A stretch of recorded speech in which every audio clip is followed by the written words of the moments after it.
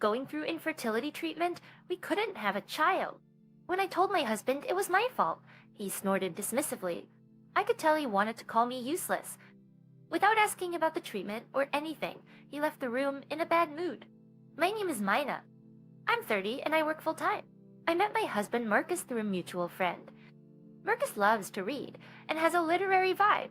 I also loved books, so much as a child that I dreamed of becoming a novelist.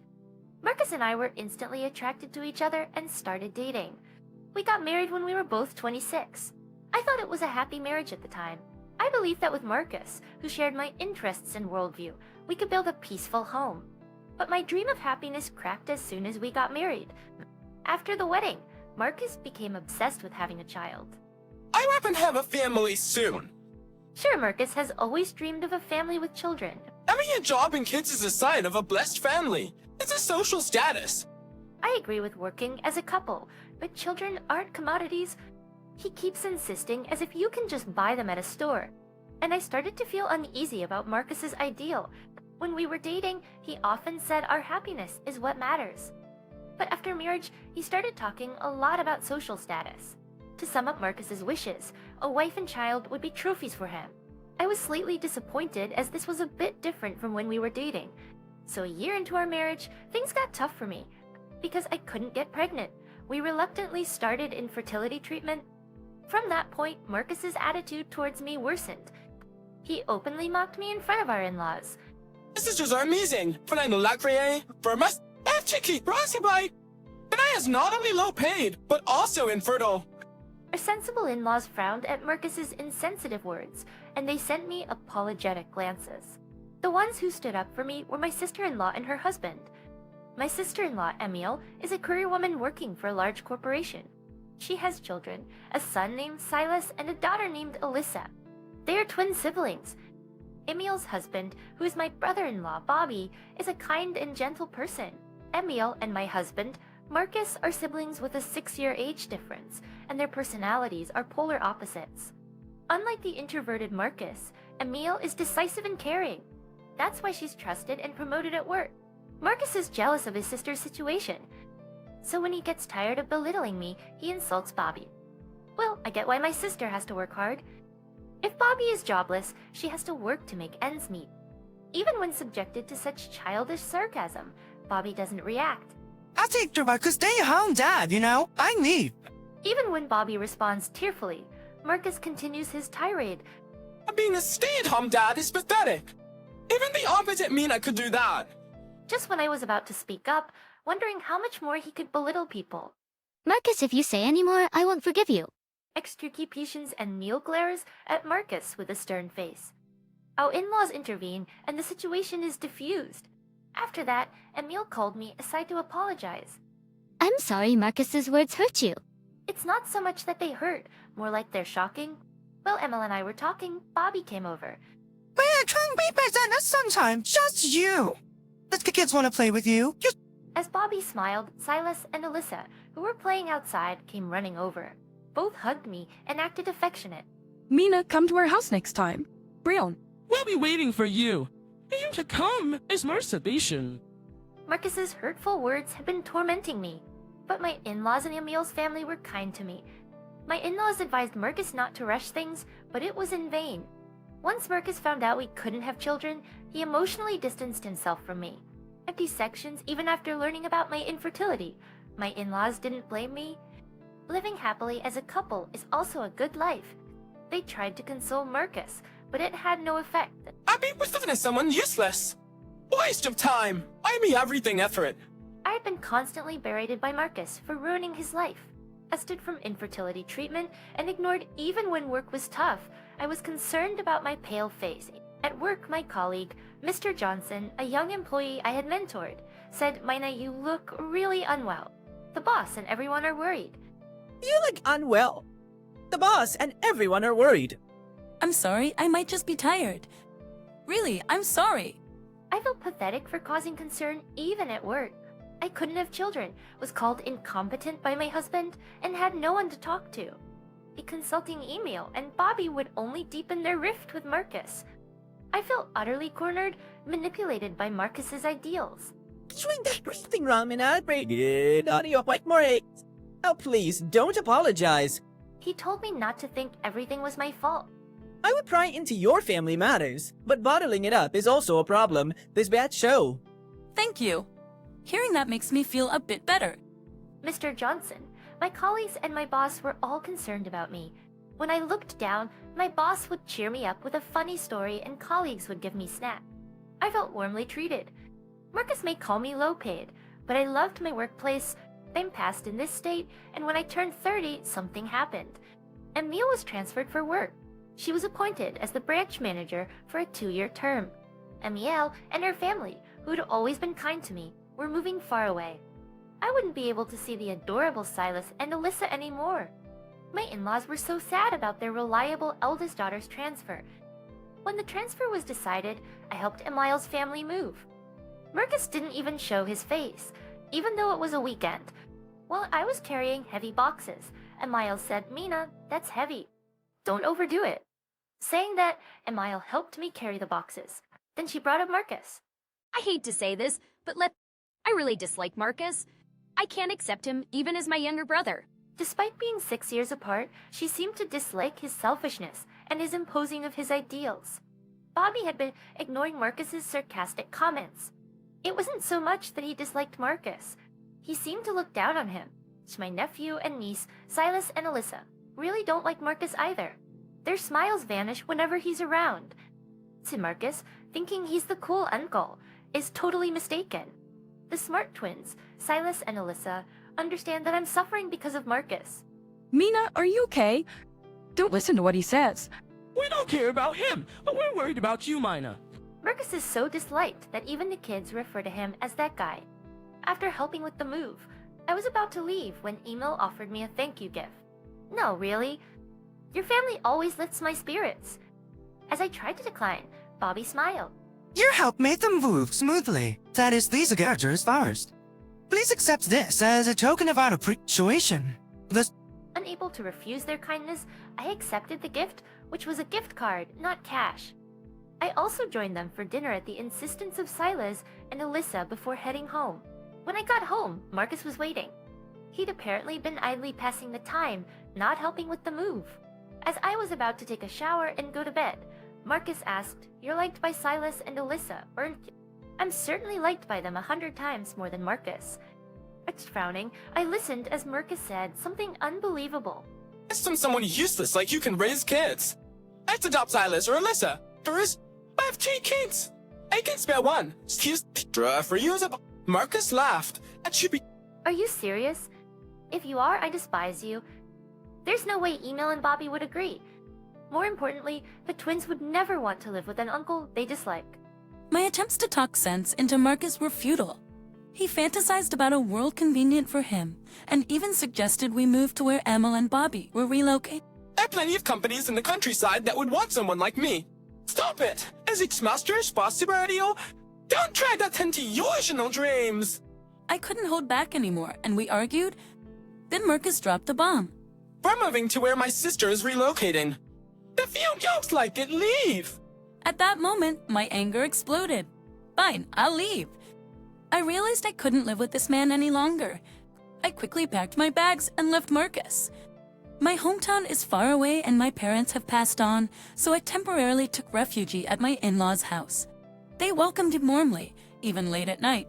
When I exposed Marcus's selfish dreams, they were shocked and immediately contacted Emil. They kept apologizing to me, regretting how they had spoiled Marcus. The next day, Bobby came to see me in place of Emil. I went. I was then asked to do something by the relocating family of my sister-in-law. My in-laws agreed, and so did I. She said, "Please do this for us." Shortly after, I received divorce papers from Marcus. After completing the process, we were officially divorced. I felt a weight lifted off my shoulders after the divorce. It seemed foolish that I had endured this from the age of 26 to 30. 2 years have passed since the divorce. I have diligently continued my work, received promotions, and even have subordinates now. Mr. Johnson, a colleague I had mentored, is still around. I currently live in a condo owned by Emil's family, essentially house-sitting while they are away. I keep in touch with Silas and Alyssa, but I haven't been able to visit due to my busy work schedule. Marcus communicated his desires to Emil and ended up estranged. He couldn't follow them on their transfer, and after multiple work failures, he was fired.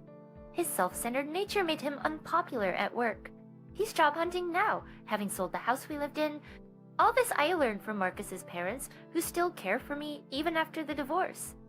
They were even happy for me when I found a new partner with marriage in mind.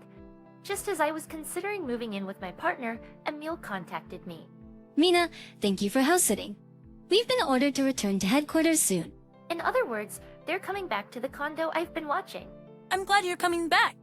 Actually, I updated Emil on my new relationship in the past 2 years. She was genuinely happy for me.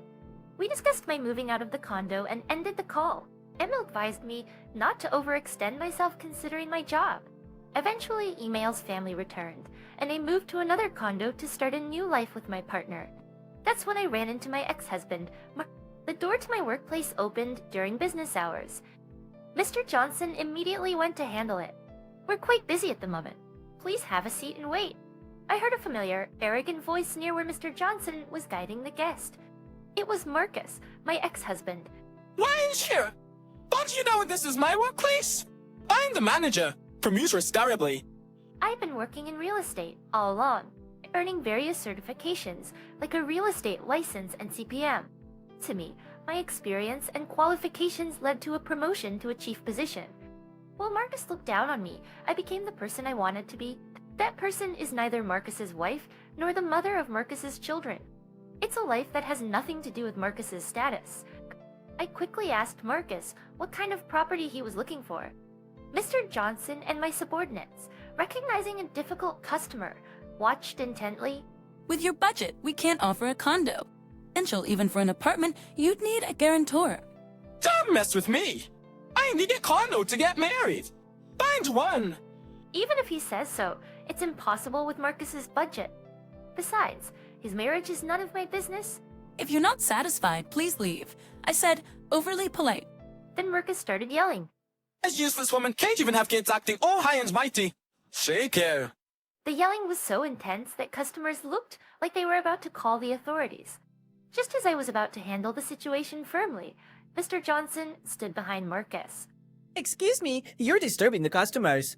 Please leave. I caught a body. Intimidated to my like a tall Mr. Johnson, Marcus left in a huff. The scared customers seemed relieved. I also felt relieved that the situation didn't escalate, but Mr. Johnson scolded me. That, or should I say, Chief, don't take such risks. I apologized, saying I'm sorry and held my belly. When the customers were gone, Mr. Johnson wondered aloud, is that guy okay? You're pregnant with my child? He's a bit odd. I'll be careful from now on, Mr. Johnson.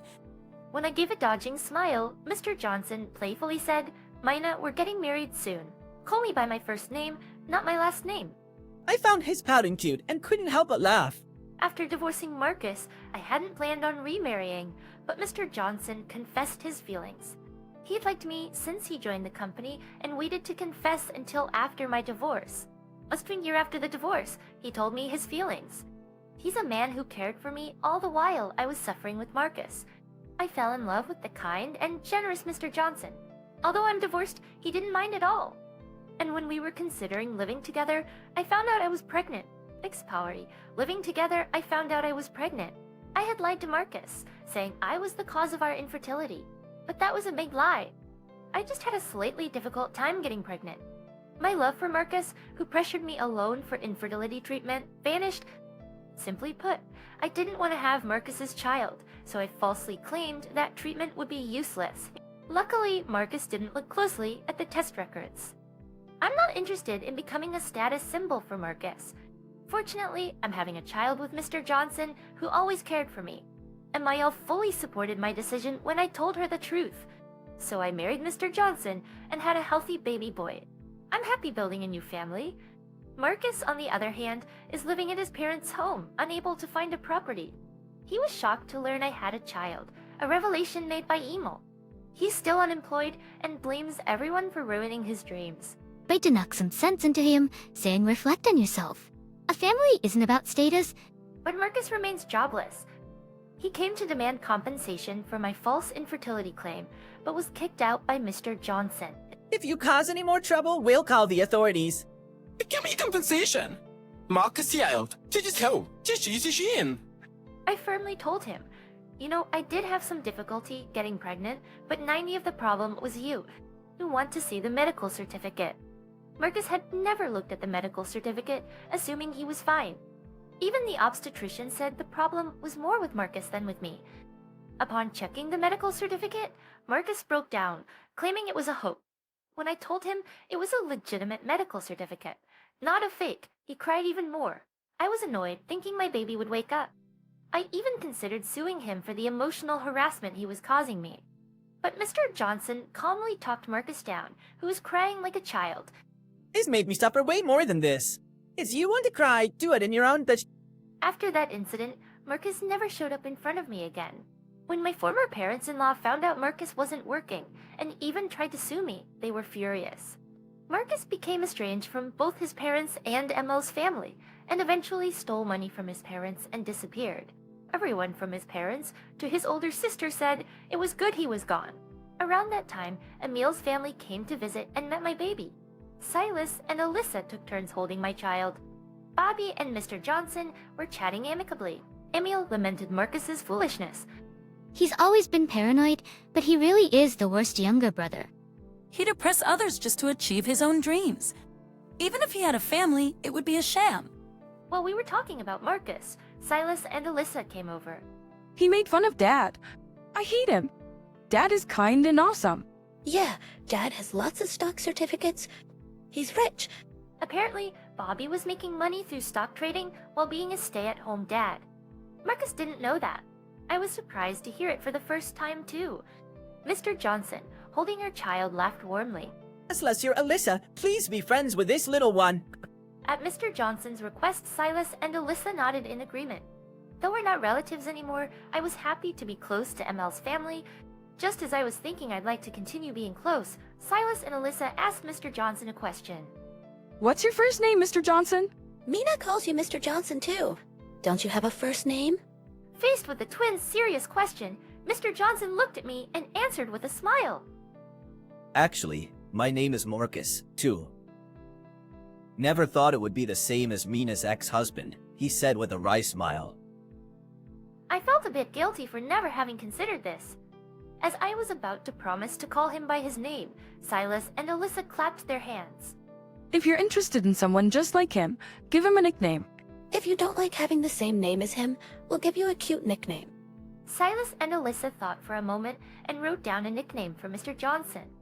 The nickname the twins gave my husband was Marquis.